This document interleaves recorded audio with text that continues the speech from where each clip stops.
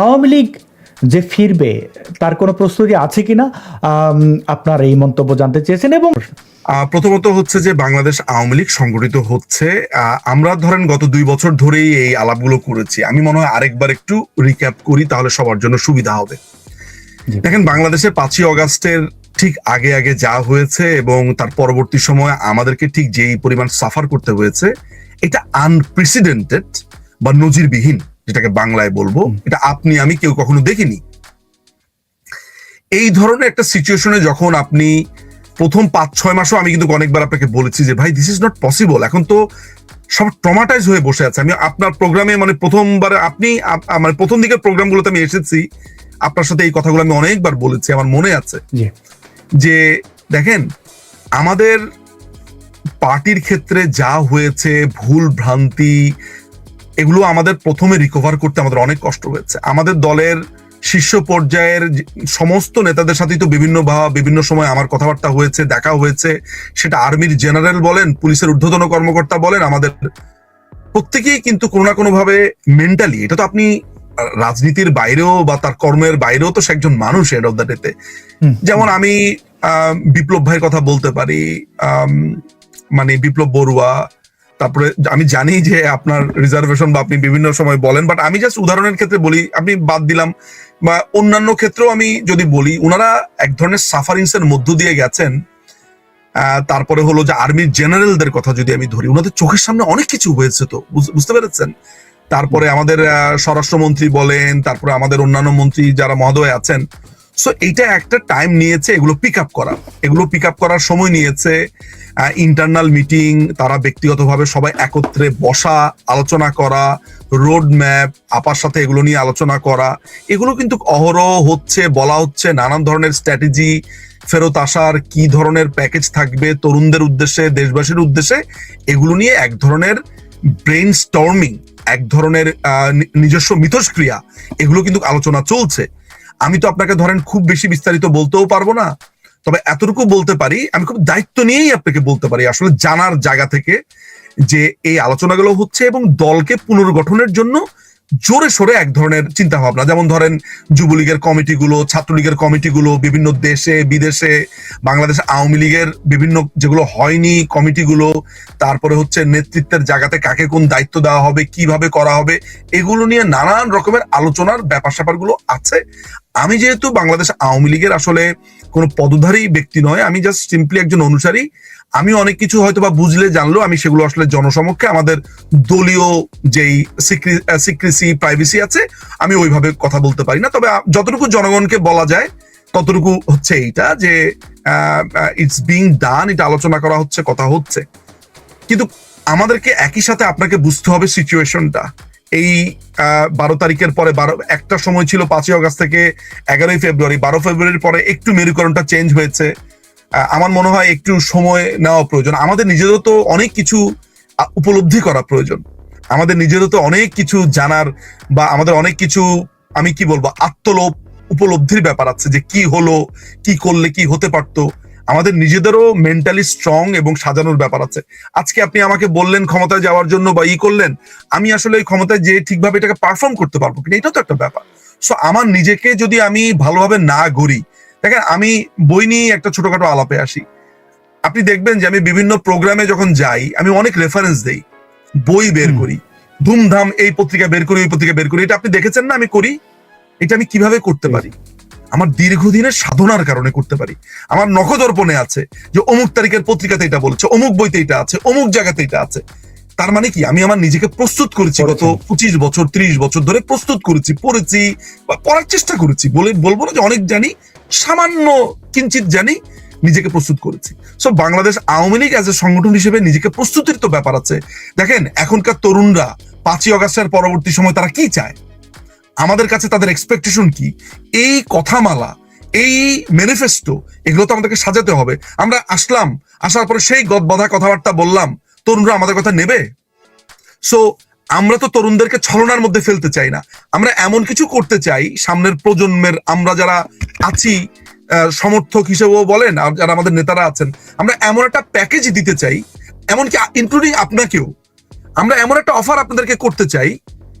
দেখেন আমরা কি করতে চাই, আমরা হচ্ছি দেশের ম্যানেজারের দায়িত্ব নিতে চাই, নট ক্ষমতায় যেতে চাই। We want to become a manager of this country, যে আমরা দেশটাকে ভালোভাবে ম্যানেজ করতে পারবো, আমাদের ওই ক্যাপাবিলিটি আছে। এখন আমি যদি আপনাকে, আপনি হচ্ছেন আমার ক্রেতা, আমি বিক্রেতা, অর্থাৎ আমি একটা পলিটিক্যাল পার্টি, আমার পলিটিক্যাল পার্টির আদর্শ চিন্তা ভাবনা নিয়ে আপনি জনগণ, সকল ক্ষমতার উৎস, আপনার কাছে এসে বললাম যে আসাদ ভাই আমার দোকানে এই অফার আছে আপনার জন্য। তো আমি আমার যে জনগণ, সে যদি আমার মেইন স্টেক হোল্ডার হয়, তার প্রতি আমার অফারটাও তো রেডি করতে হবে। আমার এটার মাঠ জরিপ থেকে শুরু করে আমার এই ফিল্ড অ্যাসেসমেন্ট, এগুলোর কাজ চলছে, আমাদের ছেলে মেয়েরা মাঠে কাজ করছে, মানুষ কি চায়, আমাদের ব্যাপারে কি ভাবে, আমাদের কোন কোন নেতাকে তারা সামনে চায়, এগুলো নিয়ে আমাদের একেবারেই অনেক লোকজন কাজ করছে ভিতরে ভিতরে। এগুলো রিপোর্ট তৈরি হচ্ছে, বিভিন্ন জায়গা থেকে আপার কাছে রিপোর্ট যাচ্ছে, প্রেসিডিয়াম সদস্যদের কাছে যাচ্ছে। সো আমাদের একটা, তারপরে দলটাকে কিভাবে অর্গানাইজ করা হবে, প্রোপাগান্ডা আমরা রুখতে পারিনি এর আগে, এইটাকে রোখার জন্য কি সেল থাকবে, সোশ্যাল মিডিয়ার আমাদের কি ধরনের স্ট্র্যাটেজি হবে, আমাদের আমরা একটা সাংবাদিকদের জন্য, তারপরে হচ্ছে ছাত্রদের জন্য, লয়ার্সদের জন্য, ইঞ্জিনিয়ার্সদের জন্য, এরকম পেশাগত জায়গাগুলোর লোকগুলোকে আমরা কি অফার করতে পারি, ইউনিভার্সিটি স্টুডেন্টদেরকে আমরা কি অফার করতে পারি, তারপরে যারা ধর্মীয় লাইনে পড়াশোনা করেছে তাদের কাছে আমরা কিভাবে যাব, কিভাবে অ্যাপ্রোচ করব। এগুলো তো ধরেন এমন না, আমি এই 5ই আগস্টের পরে আমি মনে করি আমাদের একটা সময় প্রয়োজন। এই যা যা বললাম এগুলো কিন্তু প্রত্যেকটা নিয়ে আমরা কাজ করছি, বিলিভ মি অর নট। প্রত্যেকটা সেক্টরে আলাদা আলাদা রিসার্চ হচ্ছে, কাজ হচ্ছে, এবং আমি নামগুলোও বলতে চাই না যে কারা এগুলো করছে। হিউজ সংখ্যক কাজ করছে, টিম ভাগ করে করে করে করে করে করে দেওয়া হয়েছে। ঠিক আছে, নানান ধরনের নাগরিক উদ্যোগ নেওয়া হচ্ছে। আমরা মাঝে মধ্যে কিছু কথাবার্তা বলে একটু মাঠ যাচাইও করি যে দেখি এটা রিয়াকশন কি হয়, তখন রিপোর্ট দেই আমরা যে এই কথাটা বলার কারণে এটা হয়েছে। সো এগুলো সমস্ত কিছু মিলে আমরা আমাদের সমস্ত ভুল ত্রুটি, তারপরে হচ্ছে আমাদের কাছে মানুষের যে এক্সপেকটেশন, এগুলোকে আমরা রিফাইন করে আপনাদের সামনে আসবো না। আমি প্রিপেয়ার্ড অবস্থাতে আপনার সামনে এসে বললাম আমি আইসি, তা আপনি যদি আমারে বলেন যে কি নিয়ে আসছেন, আমি কিছু বলতে পারলাম না। সো আমি যেন আপনার কাছে আমি ছোট না হয়ে যাই, আপনি যেন আমাকে 500টা কোশ্চেন করলে আমি বলতে পারি প্রত্যেকটা কোশ্চেন আপনাকে স্যাটিসফাইড করতে হবে, কারণ আপনি আমার ক্রেতা। আমি এই দেশের ম্যানেজার হতে চাই, তো আমি জব ইন্টারভিউ দিব না আপনার কাছে? তো বাংলাদেশ আওয়ামী লীগ চাকরি চায় আপনার কাছে, তো আপনার কাছে ইন্টারভিউ দিতে হবে না জনগণের কাছে? আমি কি বোঝাতে পারলাম জিনিসটা মেটাফোর দিয়ে? So we are just getting ready for it. হ্যাঁ, এই খেলাটা তো আজকেই শেষ হয়ে যাবে তা না, ইটস এ লং টাইম রেসের কাহিনী। এই দেশটাকে একটা লম্বা সময় আমাদেরকে দেখে রাখতে হবে। এই দেশটাকে লম্বা সময়, মুক্তিযুদ্ধ কিভাবে ফেল করেছে, মুক্তিযুদ্ধর এই পুরো ব্যাপারটা কেন এত নোংরা ভাবে এরা করছে, এরা কারা, এগুলো আমাদের অ্যাসেসমেন্ট করতে হবে না? সো আমরা এগুলো কিন্তু এখন, আমরা যেহেতু আমাদের একটা অবসর পেয়েছি, আমরা এখন এইসব নিয়ে কাজ করছি। ধরেন আমি একটা সেক্টরে কাজ করছি, অমুক একটা সেক্টরে কাজ করছে, অমুক একটা সেক্টরে কাজ করছে, এইভাবে আমরা কাজগুলো করে করে করে করে রেডি হচ্ছি, নিজেকে রেডি করছি। এই যে আওয়ামী লীগ গণমানুষের দল, সেটাই হোক, সব জায়গায় প্রতিনিধি থাকুক, সবার কথা ভেবেই যেন পুনর্গঠন করা হয়। অতীতের ভুলভ্রান্তি এবং যা কিছু ত্রুটি বিচ্যুতি ছিল, ঘরের শত্রু বিভীষণ অনেক ছিল, তো সেগুলো নিশ্চয়ই দেখবেন ইতিবাচক না। যাই হোক, মানে তিনি খোশ গল্প করতেন শাইখ সিরাজকে যখন দেখি এখন এই সরকারের দালালি করতে, তখন তিনি আবার এই মাটিও মানুষ, এই কৃষি নিয়ে গণভবনে গেলেন এবং ভিডিও, এগুলো দেখে আমার মনে হতো যে মেক করা, তাকে দিয়ে এটা করানো হয়েছে বা তার প্রচার। এখন বুঝতে পারছি এগুলোই সত্য। এবং আরেকটা বিষয় বলতে হয়, নিজম ভাই, একবার দেখেছেন কিনা রেজোনা আপার একটা শো হচ্ছিল, রেজোনা চৌধুরী বন্যা, হ্যাঁ, উনি সকাল ভোরে রেজোনা তোমার গান শুনছি, এইটা বোঝেন পসিবল যে ভেতরেই লালন করে এটা। She is like that. এবং কোভিডের সময় যখন প্রথম আলো রোজিনা আপা ওনাকে আটক করা এবং নথি বাইরে আনা যাবে না এটা নিয়ে যখন কথা হয়েছে, তখন আমরা আমরা আমরা অনেকে চিৎকার করি যে কিসের ট্রান্সপারেন্সি নাই, ট্রান্সপারেন্সি থাকবে না। এখন বুঝতে পারছি কূটনৈতিক জায়গাগুলোতে কেন চীন থেকে টিকা, কেন ভারত, এই যে উনি একা সবকুল রক্ষা করতেন কিভাবে, যে তুমি দেওয়া না, আমার কিন্তু অপশন আছে, মানে গোলামি না, দাঁড়ায় যে আমি কিন্তু এটা পারি। আমি এই প্রসঙ্গে আপনাকে একটা তথ্য দেওয়া প্রয়োজন আসাদ। আপনি জানেন যে আমি একটা বই লিখছি এই মুহূর্তে, নাম হচ্ছে 5ই আগস্টের নেপথ্যে। এটা একটা হিউজ বই। 5ই আগস্ট কিভাবে হলো, কি হলো ওই সময়টাতে, একেবারে এইটার জন্য আমাকে দীর্ঘ ইন্টারভিউর মধ্যে যেতে হয়েছে।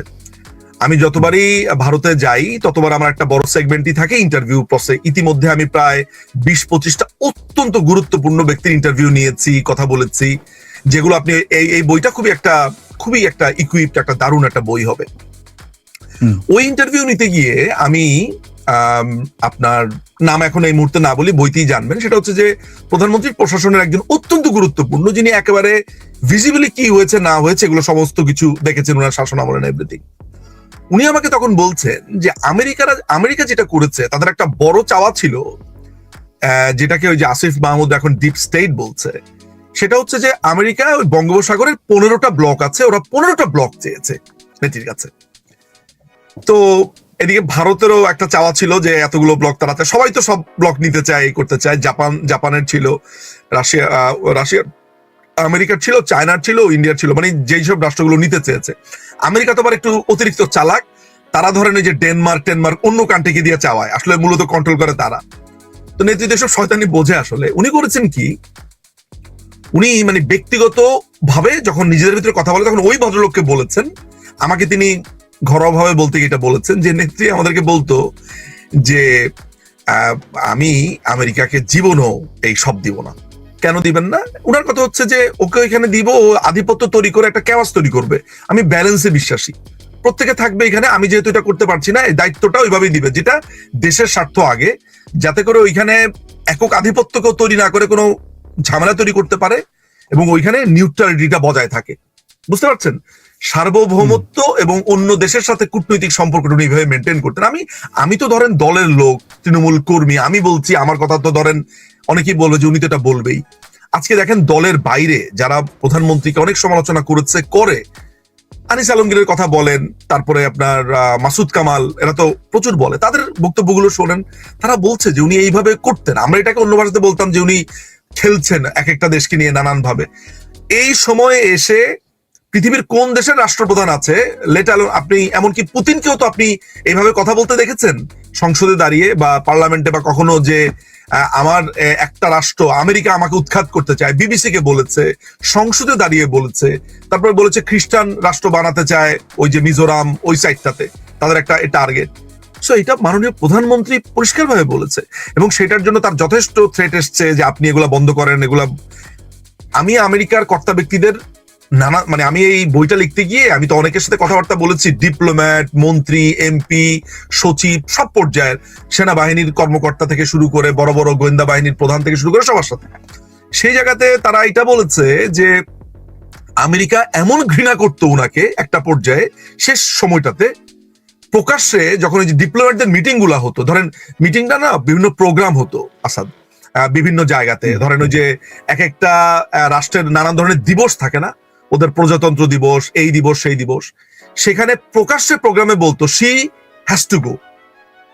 আমি তখন ওই ডিপ্লোম্যাটকে বললাম যে এই ধরনের কথাবার্তা বলতো, বলে হ্যাঁ এইটা বলতো যে শি হ্যাজ টু গো। তখন আওয়ামী লীগ ক্ষমতায়, এটা ওপেন সিক্রেট ছিল। তো মানে এইভাবে বলতো, ফলে যেটা হয়েছে যে উনার মতো এইভাবে কন্ট্রোল কেউ করতে পারেনি। উনি বলেছে আমেরিকাতে আমার যাওয়ার দরকার নাই, এত দূরে যাবে কে? হ্যাঁ, তারপর হচ্ছে যে বোয়িং কিনার কথা ছিল, উনি বোয়িং কিনা ক্যান্সেল করে দিয়ে উনি তখন আমেরিকার হেজিমনি, উনি তখন বলছে এয়ারবাস কিনবো ফ্রান্স থেকে। আপনার মনে আছে ম্যাক্রো এসেছিল তখন? আপনি তো জানেন যে এয়ারবাসটা মনে হয় রোলস রয়েস বানায়, মানে ইংল্যান্ড, ফ্রান্স আর জার্মানি মনে হয়, এই তিনটা রাষ্ট্র মনে হয় আছে এটার সাথে, আমি ভুল না করে থাকলে। ফলে আলটিমেটলি এইভাবে তিনি মেনটেন করেছেন। দেখেন, বাংলাদেশ আওয়ামী লীগ একটা পলিটিক্যাল পার্টি। আমি আর আপনি বা খোদ প্রধানমন্ত্রী নিজে তো কখনো দাবি করে না যে এটা হচ্ছে একটা ফেরেশতাদের দল, মানে একেবারে সবাই ফেরেশতা। কেউ, উনি নিজেই তো বলেছেন যে বিভিন্ন মানুষকে নানান ভাবে তো দলীয় ভাবে ধমক দিয়েছেন, করেছেন। আমাদের ভুল ভ্রান্তি আছে আসাদ ভাই। আমি যদি বলি যে আমাদের কোনো ভুল ভ্রান্তি নাই, একেবারে আমরা সহি, আমাদের কোনো কিছুই নাই, না না, অসংখ্য। আমি যারা সমালোচনা করে তাদের থেকে বেশি আমি হয়তো বা বলতে পারবো না নানান জায়গাতে। কিন্তু প্রসঙ্গটা তো সমালোচনাটা কেন করি, সমালোচনাটা কেন করা উচিত? দলের জন্য সমালোচনা জরুরি, দলকে সে যাতে ভুলটা না করে। সমালোচনা এবং বিদ্বেষ দুটো আলাদা ব্যাপার।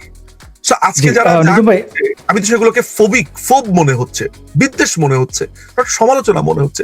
তা না হলে শিশুরা মারা যাচ্ছে, আপনি এই দায় আমার কাছে চাপাবেন কেন? যেখানে বিদ্বেষ তো ব্যর্থদের বিদ্বেষ তো ওতপ্রোতভাবে জড়িত। ধরেন আপনি এমন একটা কিছু করছেন, আমি আপনাকে আপনার সমকক্ষ নিজেকে মনে করছি, কিন্তু আমি পারছি না, তার ধারে কাছে যেতে পারছি না, তখন তো গালাগালি ছাড়া, মিথ্যাচার ছাড়া উপায় নেই তো। ভালো বলছেন। আর নিঝুম ভাই, একটু তো এটাও একটু অন্য একদিন আপনার কাছে শুনবো যে শেখ হাসিনার উনি কি সাধারণত প্রশংসা শুনেই এমন এমন লোককে কাছে বলয় একটা তৈরি হয়ে গেছিল ওনার চতুর্দিকে, যে আসলে এই বাস্তবতা বোধহয় উনি 5ই আগস্টের সময় টের পেয়েছেন, যে কারণে শুনি অনেকের ফোন তিনি ধরেন না, বাঘা বাঘা মন্ত্রীদের ফোন ধরেন না। তিনি বোধহয় তার হিসাব মিলছে যে আচ্ছা তুই তাহলে এই এই বলছিলি মিথ্যা। আমরা এটা অন্য এক সময় শুনবো, আলোচনা দীর্ঘ হয়ে যায় এই বিষয়ে ঢুকতে গেলে। আরেকটা জিনিস নিঝুম ভাই, ওনার চোখের দিকে যদি আপনি কখনো সামনাসামনি তাকান, আমি আপনাকে বলে রাখি, মনে হবে এই বাংলাদেশের মানুষ মানে উনি ওই এত তীক্ষ্ণ, মানে এবং উনি এত বুঝতে পারে যে কেউ প্রশংসা করতেছে, রাখো অনেক হয়েছে, সারাক্ষণ খালি এইসব করো, তোমরা কাজের কাজ কিছু করো না, এইসব সারাক্ষণ খালি প্রশংসার 3 মাইল প্রশংসা। অনেকে দূরের থেকে, আমি আপনাকে একটা কথা বলি, সেটা হলো যে উনি ঠিকই কে শয়তানি করে, কে কি করে, কে কাজ করে, কে কোন জায়গাতে কি করলো, মানে বলে না যে কার ঘরে কি রান্না হইলো, হ্যাঁ, ওইটা পর্যন্ত উনার নজরে আছে।